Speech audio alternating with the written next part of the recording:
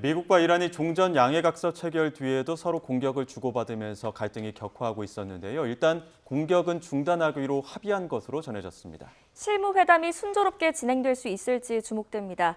김열수 한국군사문제연구원 안보실장, 성일광 서강대 유로메나 연구소 교수와 함께합니다. 두 분 다 어서 오십시오. 네, 안녕하세요.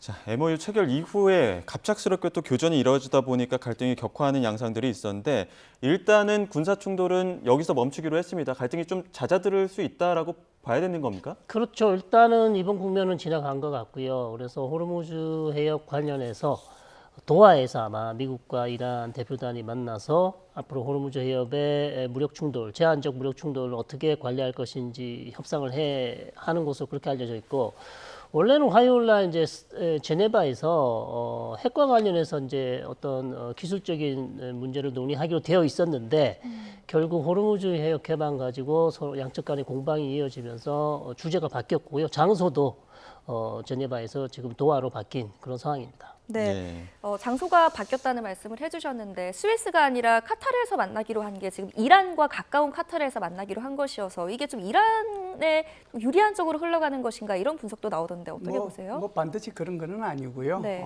지금 그쪽에 그 해협에 관련되는 국가들이 다 걸프 국가들이잖아요. 실제로 이제 그들하고 협의를 하도록 돼 있고 오만도 물론 포함이 되죠.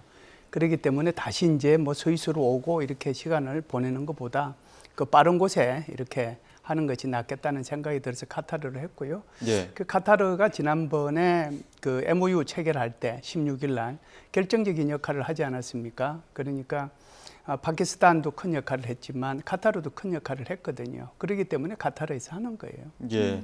원래 애초에는 그 스위스에서 핵 프로그램 논의부터 좀 할 것으로 알려졌는데 지금 그렇죠. 갈등 격화한 이후부터 도하에서 일단 호르무즈 관련해서 논의부터 좀 진행이 되는 것 같습니다. 그렇죠. 이게 이제 사실 어찌 보면 주제가 완전히 바뀐 것이고 예. 결국 그 좀 예상된 측면이 있지 않냐. 왜냐하면 호르무즈 관련해서 이란은 계속해서 자기들이 통제권을 가지겠다. 미국은 호르무즈 관련해서 전쟁 전으로 돌아가야 된다. 최소한 뭐 30일 아니면 60일 정도는 자유항행을 보장하라. 이렇게 이제 이란 측이 계속 요구를 했었는데 이란 입장에서는 계속해서 오만 측으로 해서 지나가는 선박들에 대해서 계속 불만을 제기했죠. 그리고 자신들과 어떤 신고하지 않고 지나가는 선박에 대해서 우리는 안전을 보장하지 못한다. 그 이후에 바로 지나가는 선박들에 대한 공격이 이어졌고 거기에 대한 또 미국의 보복 공격이 이어지면서 사실상 공방이 이어지면서 양측 간의 어떤 분위기가 안 좋아졌고 그렇기 때문에 이 문제를 지금 그냥 넘어갈 수 없는 상황이기 때문에 다시 한번 도하에서 호르무즈 해협과 관련해서 어떻게 관리를 할 것인지 입장을 다시 한번 구체적으로 정리하는 그런 기회를 지금 마련했다 이렇게 볼 수 있겠습니다. 네. 예. 이런 가운데 마이크 왈츠 유엔 주재 미국 대사가 이란과 이런 무력 충돌은 있었지만 그래도 우리가 안 하기로 합의를 했고 더 나아가서 계속해서 지금 소통 채널은 살아있다 이런 이야기를 했습니다. 어떻게 보세요, 상황? 뭐 소통체들이 살아 있으니까 도하에서 이제 만나기로 한 네. 거죠. 네. 지난번에 16일 날 그 MOU 체결하면서 사실상 그때 다양한 이제 합의한 것을 이행할 수 있는 기구 그러니까 그러니까 기술적 합의를 할 수 있는 그 소조를 4개를 구성을 했잖아요. 그 첫 번째가 이제 이런 해제와 관련된 거, 그다음에 두 번째가 이제 핵 문제하고 관련된 거, 세 번째가 재건하고 경제 개발과 관련된 거고, 네 번째가 감시 및 이행과 관련된 요 4개의 그 조직을 만들었단 말이에요. 그러니까 일단 그 조직들에 대한 이제 상호간에 서로 이제 연락책들이 있어야 뭐 연락을 할 수 있고 또 만나고 그러는 거기 때문에 거기에 대한 이제 협의 기구들은 다 있으니까 예. 거기에 따라서 다양한 청의에 있어서의 그 소통 채널은 구축이 되어 있다 이렇게 봐야죠. 예. MOU 체결 이후에 그 네. 전후로도 굉장히 그 물리적인 충돌은 서로가 자제하고 있었는데 왜 갑자기 또 이렇게 무력 충돌이 벌어진 겁니까? 왜냐하면 이란이 어쨌든 계속해서 오만 층으로 지나는 선박에 대해서 불만을 제기했어요. 왜냐하면 자기들은 계속해서 호르무즈 해협에 대해서 통제력을 가지겠다. 그리고 페르시아만 해협청 만들어서 지나가는 선박들이 신고를 하고 최소한 지나가야 된다.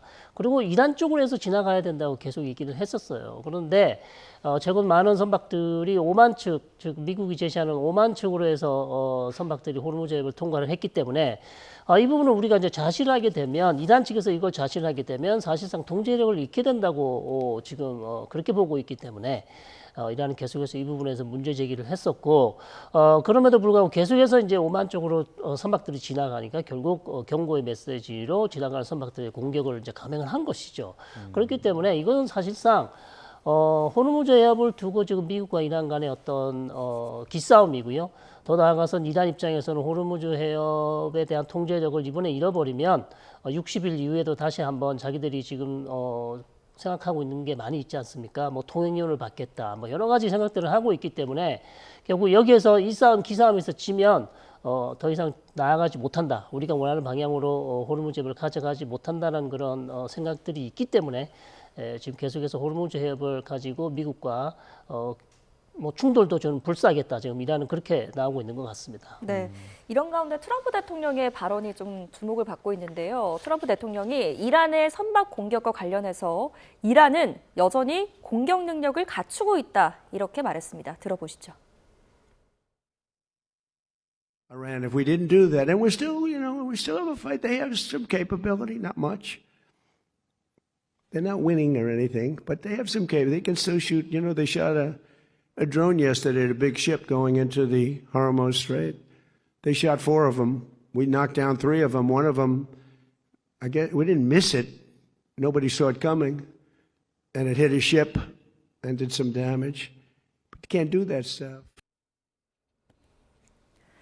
트럼프 대통령 지금까지 이란은 싸울 능력 전혀 없다라고 확실하게 이야기를 해왔었는데 뭘 도대체 의식하고 있길래 저렇게 인정을 하고 나선 겁니까? 이번에 상선하고 이렇게 공격한 것이 드론이잖아요.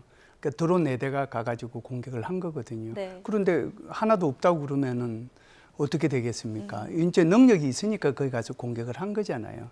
이란 같은 경우에는 지난 휴전이 한 2달 넘게 이렇게 지속이 되면서 그동안에 여러 가지를 많이 복구를 했는데요. 그래서 미국의 정보 판단 보고서에 의하면은 60%까지 복구했다라고 얘기를 하잖아요. 그렇기 때문에 이제 예를 들어서 드론이라든지 그렇지 않으면 미사일이라든지 이런 것들이 전부 다 지하 저장고에 있었는데 지하 저장고들이 다 파괴가 됐었죠. 근데 입구만 파괴가 되지 실질적으로 전체가 다 파괴가 된 게 아니거든요. 그러면은 이제 휴전 기간 동안에 그 입구를 전부 다 수리해가지고 다 빼냈단 말이죠. 그렇게 빼낸 것이 전전 수준의 60% 수준이니까요. 그 정도는 이미 미국의 보고서에 나와 있는 거고 트럼프 대통령도 보고가 된 거예요. 그리고 이번에도 이렇게 공격을 받은 것은 이란의 능력이 있기 때문에 공격을 받은 거거든요. 그렇기 때문에 하나도 없다라고 표현을 할 수가 없죠. 그리고 이제 좀 전에 호르무즈 해협과 관련돼서는 제가 조금 하나만 더 보태 보도록 하겠습니다. 이게 자꾸 자칫 잘못하면 이란이 계속해서 이렇게 이제 통제권을 가지게 되고 통행료를 부과하는 것을 당연하게 생각하실 수가 있기 때문에 이것이 MOU에 어떻게 명시가 되어 있는가 하는 것이 중요하거든요. 거기서 제5항에 대해서 간단하게 제가 언급을 하겠습니다. 호르무즈 해협의 항모 관리 및 해상 서비스를 정의하기 위해서 도대체 이제 해상 서비스라는 걸 계속 얘기하고 있기 때문에 그래서 이게 이제 3가지 조건이 있어요. 적용 가능한 국제법이 뭔지, 그리고 이제 그 걸프 국가들이 여기에 이제 합의를 하는 건지, 3번째는 이제 오만과 여기에 대해서 대화를 해야 된다. 이렇게 3가지 조건이 있거든요. 네. 그런데 국제법상으로 이거는 국제 수로기 때문에 안 되는 거예요. 그리고 걸프 국가들이 여기에 동의해 줄 리가 없어요. 오만과 합의한다고 그랬는데 오만은 안 한다고 얘기를 했어요. 그럼 안 되는 거잖아요. 그런데 이걸 지금 못 견디는 거죠. 이게 이대로 가게 되면은 결국 자기한테 안 되기 때문에 우리 성일관 교수님께서 말씀하신 것처럼 나중에 아무것도 못 받을 수 있다. 그러니까 지금 미리 내가 길을 좀 드려야 되겠다는 그런 차원에서 2차례에 걸쳐서 공격이 이루어지지 않았나라고 보는 거죠. 말씀하신 것처럼 이번 무력 충돌의 그 근본적인 원인으로 이렇게 불완전한 종전 합의 내용, 그 말씀해주신 그런 내용들이 좀 거론되고 있습니다. 미국과 이란의 군사적 충돌 이후에도 호르무즈 통제권을 두고 극명한 입장차를 보이고 있는데 관련 목소리 들어보시죠. This is in violation of international law. Even the Chinese government has said you cannot be taking tolls or fees. Iran was apparently relying on Oman across the waterway to help it set up this new infrastructure. And now Oman just yesterday has rejected the idea of tolls or fees. So they're completely isolated here. همه طرف‌ها درخواست می‌کنم که در موضوع مدیریت تنگه هرمز و ترتیباتی که برای بازگشایی تنگه هرمز از سوی جمهوری اسلامی ایران اتخاذ میشه. 지금 실무 협상 앞두고 호르무즈 해협 통제권은 어떻게 좀 접점을 찾을까요? 그러니까 이게 가장 어려운 문제입니다. 이란은 계속해서 어쨌든 본인들이 주장했던 것처럼 이란 쪽으로 해서 선박들이 지나가는 것에 대해서는 우리가 뭐 문제 삼지 않겠다. 그리고 계속해서 얘기했던 게 이제 오만 측으로 지나가는 선박들은 이제 안전하지 못하다. 기대가 설치돼 있을 가능성도 있다. 뭐 이렇게 계속 얘기를 해왔기 때문에 결국 이 부분이 상당히 이제 이번 도하 회담의 주요 의제가 될 텐데요. 결국 미국은 MOU에 보시면 60일 동안은 어쨌든 통행료를 받지 않는다는 돼 있지만 그 이유는 어떻게 할지에 대한 내용이 사실 없습니다. 그러나 분명 이란이 지금 국제법을 어기는 것은 맞고 계속해서 이제 호르무즈 해협 통제를 하려고 하고 있는데 가장 중요한 것은 저는 미국과 이란이 이번 전쟁을 둘러싸고 이란은 본인이 이겼다고 생각해요. 미국은 미국이 당연히 이겼다고 생각하죠. 자, 그런 측면에서 이긴 전쟁에서 우리가 왜 호르무즈 통제력을 양보를 해야 되냐. 계속해서 우리는 협상 과정에서 미국과의 협상 과정에서 자기들이 이겼다고 생각하기 때문에 지금 터무니없는 호르무즈 통제력도 우리 계속 관철시키겠다. 그런 억지를 부리고 목리를 부리고 있는 거거든요. 결국 이것은 이제 국제사회와 미국이 어떻게 지금 관리해야 되면서 이란의 목리를 부리고 있는 것을 막아내야 됩니다. 그렇기 때문에 이번 협상의 결과가 상당히 지금 중요해 보인다 이렇게 보입니다.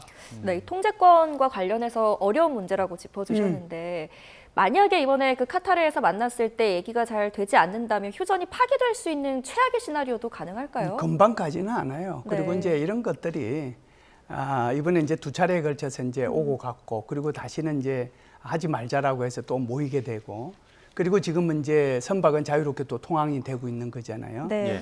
이게 앞으로요 남아있는 60일 동안에 이런 일들이 한두 번 일어날 일이 아니에요. 계속해서 일어날 수 있고요.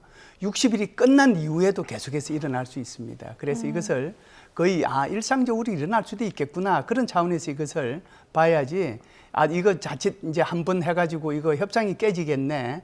그렇지 않으면은 이제 다시 전쟁으로 바로 들어가겠네 이렇게 생각하는 건 조금 무리가 있다라고 저는 봐요.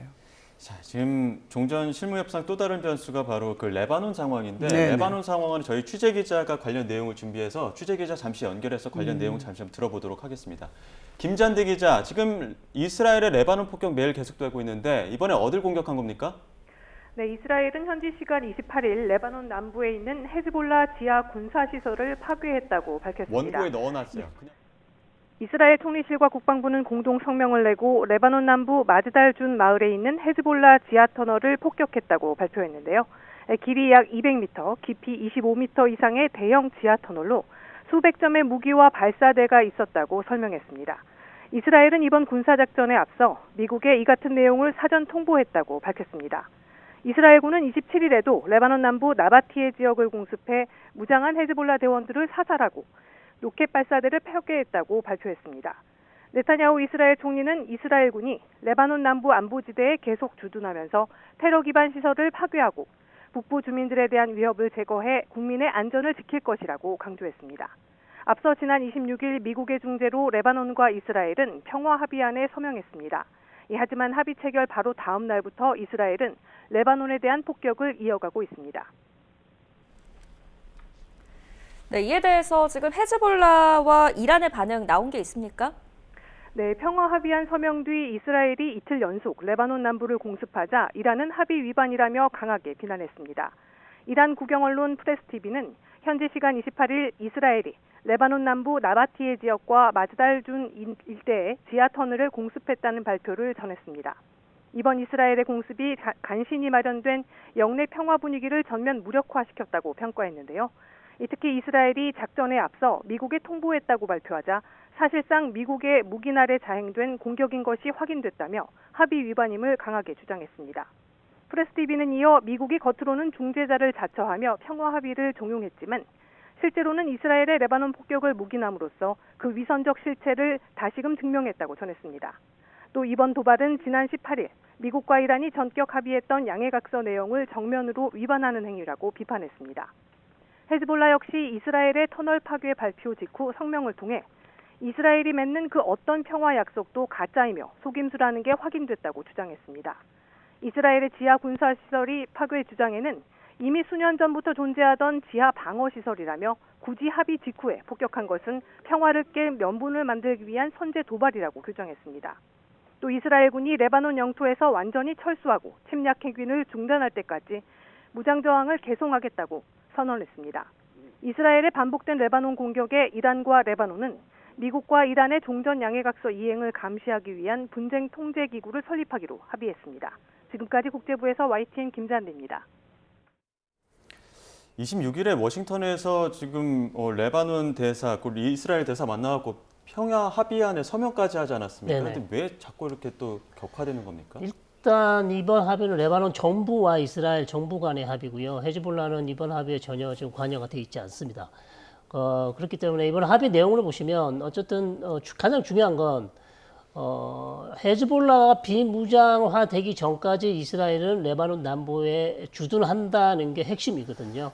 자, 그렇다면 헤즈볼라 입장에서는 이스라엘군이 우리 땅, 즉 레바논 영토에서 떠나지 않는 상황에서 우리가 어떻게 비무장화를 하겠냐, 무기를 버리겠냐 이렇게 이제 주장할 거기 때문에 그렇게 또 실제로 주장하고 있고, 그래서 헤즈볼라 입장에서는 이번 합의는 우리하고 상관이 없다. 우리는 준수할 의무가 없고 우리는 이스라엘에 대한 저항을 계속 이어가겠다고 얘기를 하고 있고, 이스라엘 입장에서는 이번 합의가 중요한 것이 이란이 지금 이번 MOU에 어떤 1항에서 이스라엘이 레바논에서 완전히 철수해야 된다라고 적고 있습니다. 거기에 대해서 이번에 확실하게 미국과 합의를 한 것이 있죠. 절대 우리는 철수하지 않겠다.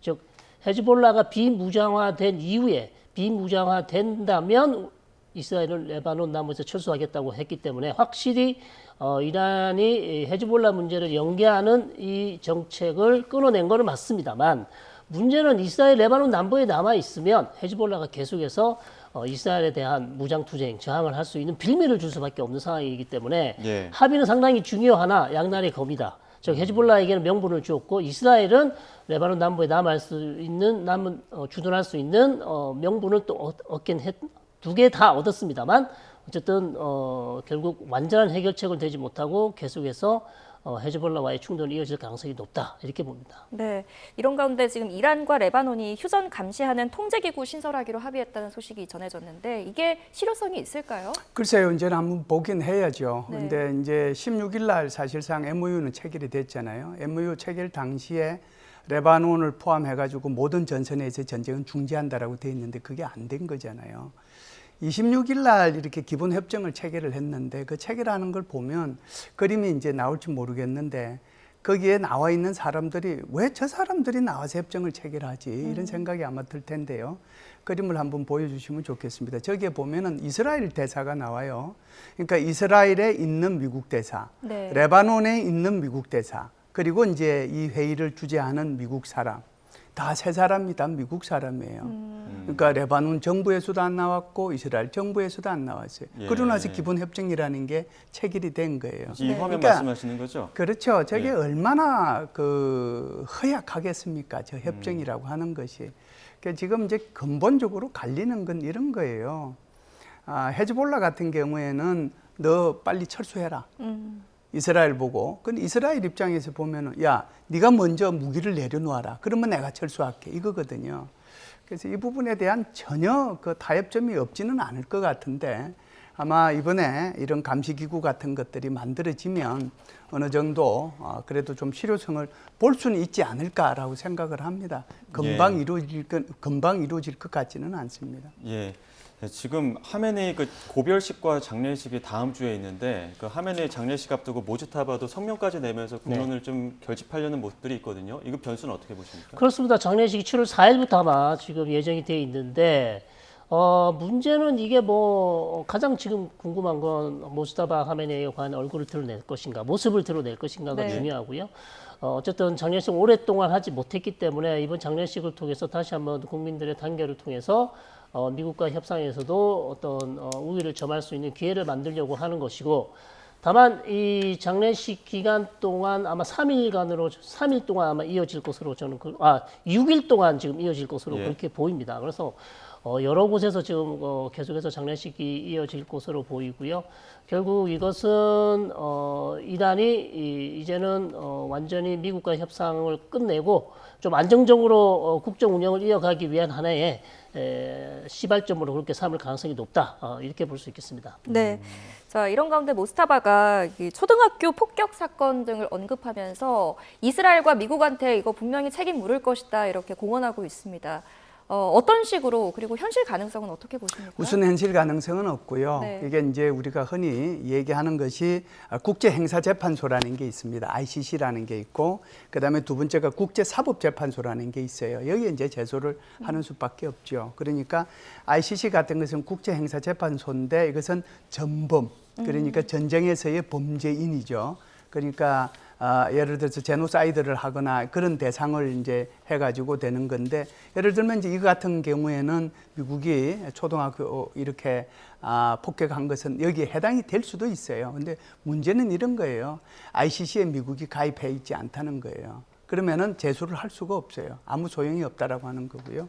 두 번째는 이제 국제 사법재판소라고 하는 것이 인터내셔널 코트 오브 저스티스라고 하는 건데, 이것은 개인의 문제가 아니고 국가와 국가 간의 분쟁이 있을 때 그것을 이제 이렇게 중재해 주는 역할을 하는 거거든요. 결론은 안 된다입니다. 예. 자, 그럼에도 불구하고 국론을 어떻게 좀 결집시키려는 그런 성명들을 계속 내고 있는 것 같은데. 그렇죠. 모주타바 입장에서는 계속 이런 말들을 통해 가지고 국력을 결집시키려고 하는 거죠. 알겠습니다. 여기까지 듣도록 하겠습니다. 김열수 한국군사문제연구원 안보실장, 성일광 서강대 유로매너연구소 교수 두 분과 함께했습니다. 고맙습니다.